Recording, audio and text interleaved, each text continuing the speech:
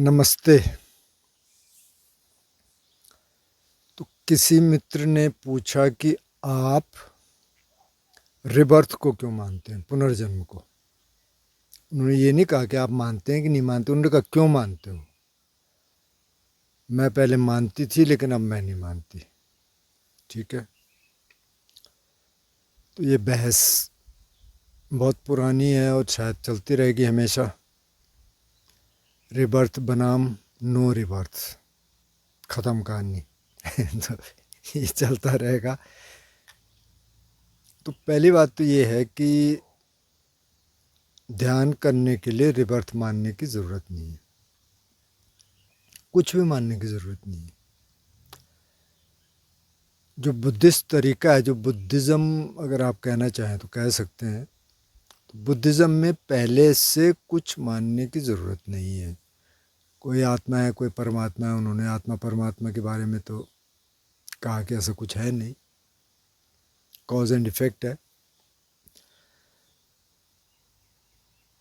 किसी चीज़ का कारण है, फिर वो चीज़ होती है, कारण हट गया तो वो नहीं होता। तो इसी तरह फिर पुनर्जन्म भी है कि आप मानना चाहते हैं मान लीजिए, नहीं मानना चाहते मत मानिए, लेकिन आप ध्यान करिए।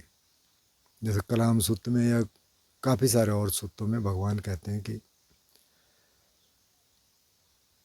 आप अच्छा काम करिए, आप शीलों का पालन करिए, मैत्री का अभ्यास करिए, ध्यान का अभ्यास करिए,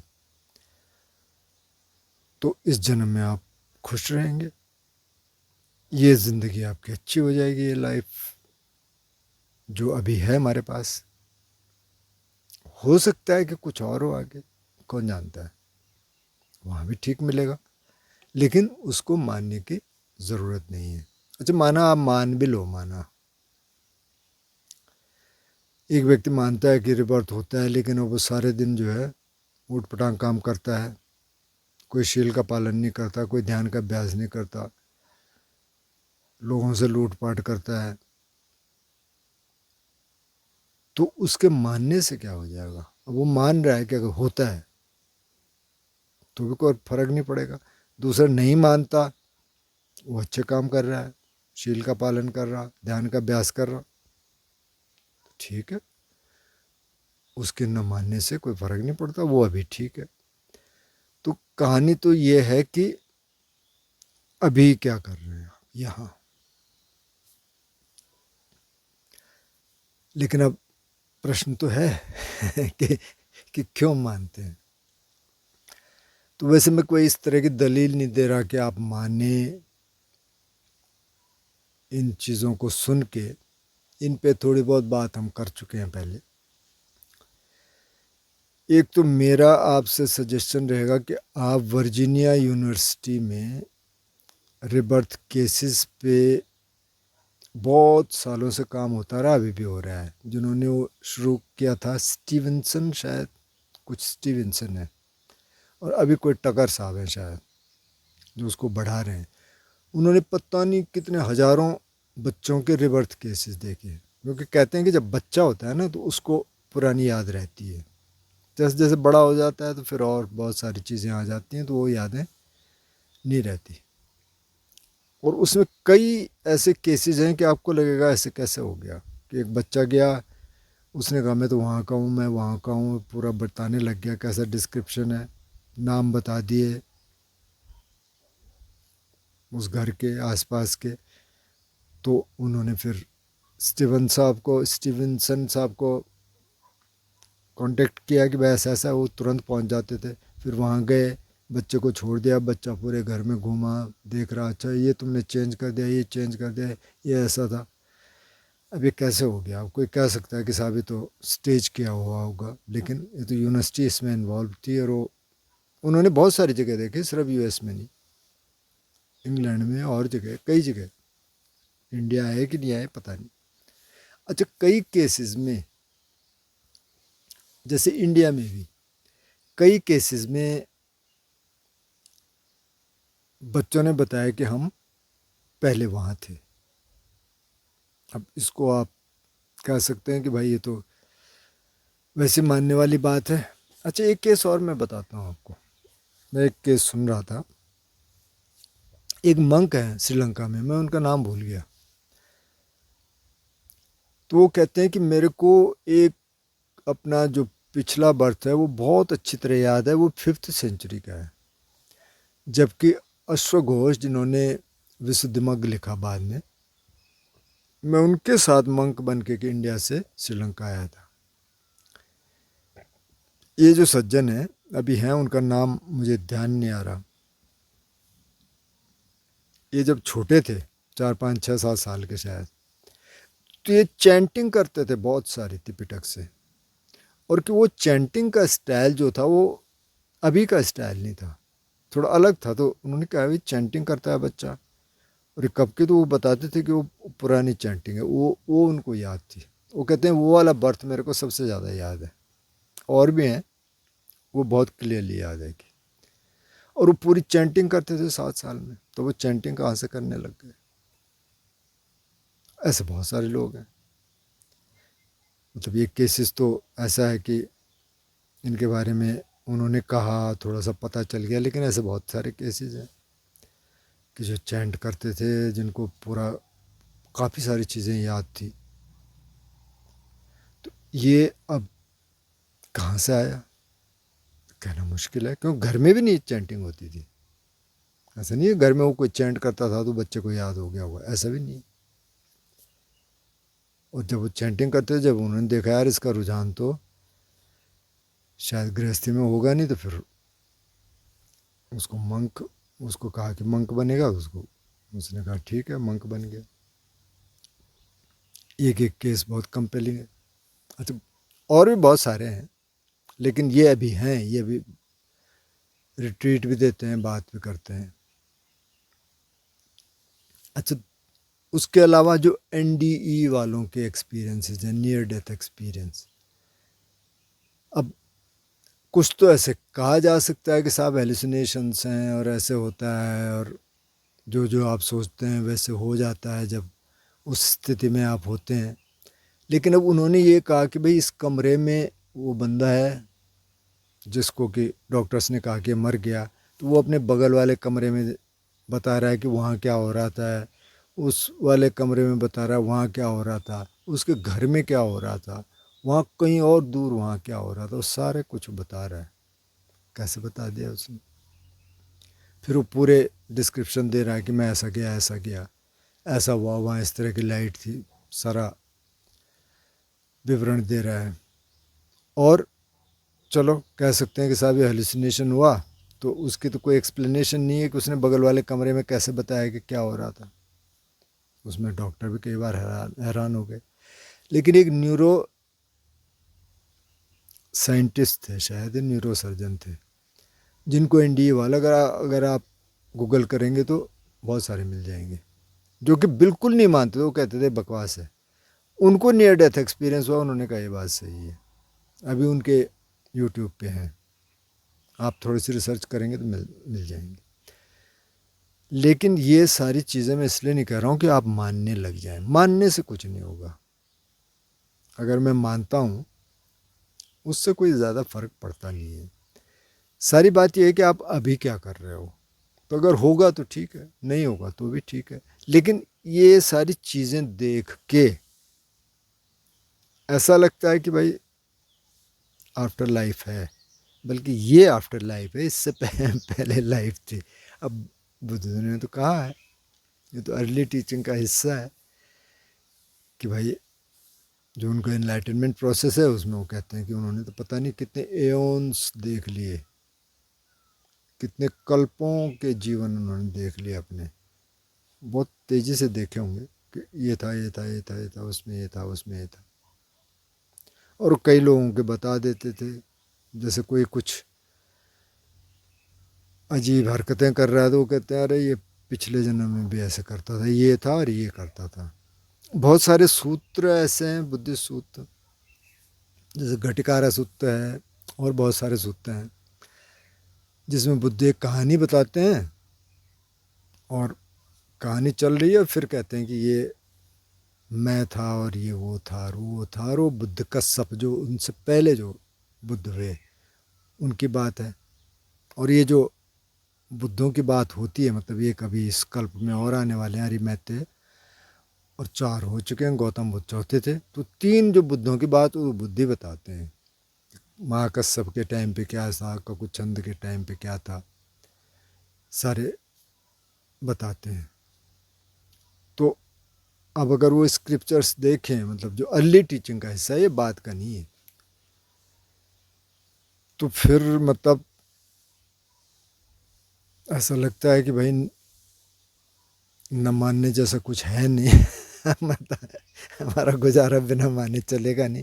अच्छा, फिर दूसरा क्या है, ये भी सवाल होता है कि क्या इन सब को पढ़ने के बाद, इन सब को जानने के बाद मैं मानने लग गया, कैसा होता है? ऐसा है नहीं। मेरी पहले से फीलिंग थी, मतलब एक फीलिंग होती है ना, एक तो है मानना। अब अगर आप ये मानते हैं कि अच्छा जी मैं तो रिबर्थ को मानता हूँ, मैं मानता हूँ कि पुनर्जन्म होता है, और मैं मानता हूँ कि पुनर्जन्म नहीं होता है। अब आप इसको दूसरी भाषा में कह सकते हैं कि मैं नहीं मानता हूँ, लेकिन ये भी कह सकते हैं कि मैं मानता हूँ कि पुनर्जन्म नहीं होता है। तो इन दोनों में तो मानना है। आप मान ही तो रहे हैं ना, तो आपको कैसे पता कि नहीं होता है? तो आप कहेंगे कि साइंटिफिक एविडेंस क्या है? तो साइंटिफिक एविडेंस बहुत चीज़ों का नहीं है जिनको हम मानते हैं। बहुत सारी चीज़ें ऐसी होंगी जो साइंस एविडेंस नहीं दे सकता है, लेकिन वो है। अब कॉन्शियसनेस क्या है, यही पूछ लें तो कॉन्शियसनेस क्या है? आप जानते हैं आपके अंदर है कॉन्शियसनेस, आप उसको फील करते हैं, लेकिन है क्या, बताना बड़ा मुश्किल काम है। तो ये एक फीलिंग है कि हाँ है। मानने न मानने से अगर अलग हट जाए तो एक फीलिंग है। और जैसे मैंने कहा कि इसको मानने की या न मानने की कोई ज़रूरत नहीं है। अच्छा ये है कि ओपन छोड़ दो कि भाई मेरे को नहीं मालूम है। जैसे एक व्यक्ति बुद्ध के पास आए ना, बोले श्रवण गौतम, आप जानते हो कि मैं ना कुछ भी नहीं मानता हूँ, कुछ भी नहीं। बोले अच्छा, तो तुम्हारा मत ये है कि तुम कुछ भी नहीं मानते हो? तो उसने तो ये कहा ना मेरा कोई मत ही नहीं है। तो बुद्ध कह रहे हैं कि तुम्हारा मत ये है कि तुम कुछ भी नहीं मानते हो। तो सारे मत हैं, चाहिए, लेकिन रिजिडिटी कुछ नहीं है। कोई ज़रूरत नहीं है आपको मानने की या न मानने की, दोनों की ज़रूरत नहीं है।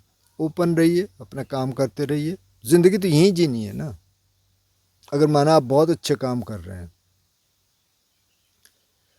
लेकिन आप सोचते हैं कि नहीं भाई आगे वागे कुछ नहीं है, बस मेरे को तो यहाँ रहना है, ठीक है, रहना तो यहीं है। लेकिन बुद्ध कहते हैं अच्छे काम करने, हो सकता है कि आगे कुछ हो तो वहाँ भी मिल जाएगा। अब आप अच्छे काम नहीं करते हैं तो यहाँ आप दुखी हैं। आगे जो होगा सो होगा, आगे भी अच्छा आप एक्सपेक्ट नहीं कर सकते। बुद्ध कहते हैं कि जब आप अभी सही नहीं करेंगे तो आगे क्या एक्सपेक्ट करेंगे अच्छा होगा? इसी जन्म में पहले तो, आगे पीछे चलो पुनर्जन्म की बात ही छोड़ दो। अभी माना कि आप जैसे जैसे मैं कई घरों में जाता हूँ, सबसे पहले लोगों को देखता हूँ। अभी मैं डोबरी में था, तब बड़वा के बाद मैं गया अपने भाई के यहाँ। तो मेरा नेफ्यू भी था, उसकी वाइफ, थोड़ा सा लगा कि इनका वेट ज़्यादा हो रहा है, पेट भी बाहर आ रहा है। तो मैंने उसको कहा कि यार तुम ना रात का खाना छोड़ दो। बोले अच्छा। लेकिन मेरी भाभी क्या कह रही है कि अच्छा तो अगर 8-10 दिन यहाँ रहता ना, मैं तो तेरे को रात को खाना खिलाती। तो मैंने फिर भतीजे का, वो जो भतीजे का एक बेटा है, वो कह रहा था मुश्किल है कि इनका रात का खाना छोड़ना, तो क्योंकि ये और नहीं छोड़ने देंगे उसको। तो बड़ा मुश्किल हो जाता है कई बार।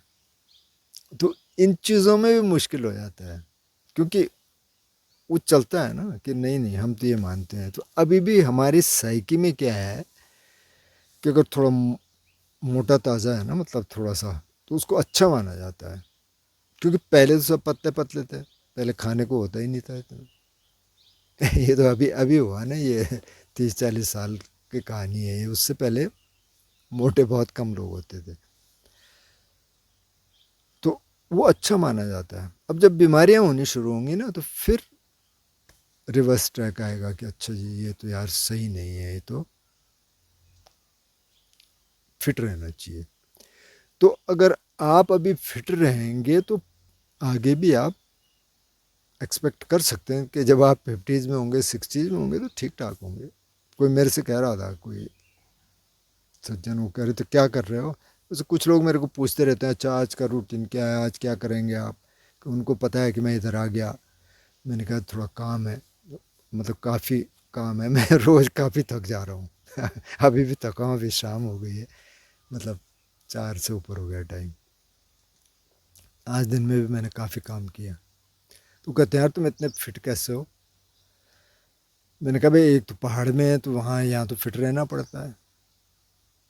अच्छा दूसरा क्या है कि मैं खाना रात को तो खाता नहीं हूँ, तो थोड़ा कम खाएंगे आप तो सही रहेंगे। मतलब जैसे बच्चा है या 20 22 24 25 साल तक तो ठीक है आप खाना खाइए ठीक ठाक, लेकिन अब आप 40 के हो गए उसके बाद थोड़ा सा कम करना ठीक है। तो उससे क्या होगा, उससे पहले तो इस जन्म में यहाँ जो ज़िंदगी है वो ठीक रहेगी। अब मोटा आदमी अब चल ही नहीं पा रहा है, एक दिन ही यहाँ करीब 300 मीटर पे सड़क है, मतलब अभी अभी आई वो भी। तो एक मेरे दूसरे भाई साहब आ गए और उनका बेटा वो भी ठीक ठाक है मतलब तो सामान था काफ़ी सारा उनका। उनका घर नीचे गांव में है, मतलब वहाँ जाना था उन्होंने। तो मैं भी गया, मैंने भी एक सामान उठाया, उसने भी एक सामान उठाया, मैं उसको घर में रख के आ गया। फिर आज रास्ते में मिला, आप आ गए, मैंने कहा अच्छा। फिर मैंने दूसरा उठा के वहाँ सड़क पे जाके फिर उसको मैं घर पे रख के आ गया, फिर ये तब तक नहीं पहुँचा। मतलब वहाँ से गांव थोड़ा ज़्यादा है, ये जगह 300 मीटर के आसपास है। मेरे से घर आ रहे चाचा आपकी तो गजब की फिटनेस है। मैंने कहा यार यहाँ तो फिट रहना पड़ता है, नहीं तो आप चल ही नहीं पाएंगे तो अब कहने का मतलब क्या है, कहने का मतलब ये है कि अगर आप यहाँ फिट रहेंगे अभी में, तो अगले 8 10 20 साल में आप अगर रहे तो एक्सपेक्ट कर सकते हैं कि वहाँ भी ठीक रहेंगे। और अगर अभी आप खाए जा रहे हैं, मोटे हुए जा रहे हैं, तो आप नहीं एक्सपेक्ट कर सकते कि मैं फिट रहूँगा 5 साल बाद 10 साल बाद। अभी नहीं है फिट। तो यही है, अभी क्या कर रहे हैं बस वो इम्पोर्टेंट है। आप पुनर्जन्म होता है तो ठीक है, नहीं होता तो ठीक है। मैं क्यों मानता हूँ मैंने आपको बता दिया, आपको मानने की ज़रूरत नहीं है, लेकिन बताना, कमेंट ज़रूर करना। और इस वीडियो में एक और चीज़ जुड़ेगी कि जिस मित्र ने इंट्रो बनाया उस मित्र ने एक आउट्रो भी बनाया। मेरे को नहीं था पता आउट्रो क्या होता है। मैंने कहा क्या है भाई, ये भी कोई चीज़ होती है क्या। बोले उसको बाद में अगर जोड़ना चाहें तो जोड़ सकते हैं। मैंने कहा चल जोड़ लेते हैं, क्या फ़र्क पड़ रहा। तो अब आज आप आउट्रो भी देखेंगे, बताने कि कैसे लग रहा है, कुछ ज़्यादा तो नहीं हो रहा नहीं तो फिर देखेंगे। वैसे इंट्रो की तो काफ़ी लोगों ने तारीफ़ की है, तो अगर आउट्रो भी जोड़ देंगे, बता देना है कुछ अगर ज़्यादा हो रहा तो फिर सोचेंगे उस बारे में ठीक है, आप मानिए जो मानते हैं। और एक्चुअली तो कुछ मानने की ज़रूरत नहीं है, आप ध्यान करते रहिए, सही काम करते रहिए, बस काफ़ी है। नमस्ते। हेरत हेरत हे सखी रहा कबीर हिराय, बूंद समाने समुद्र में वो कित है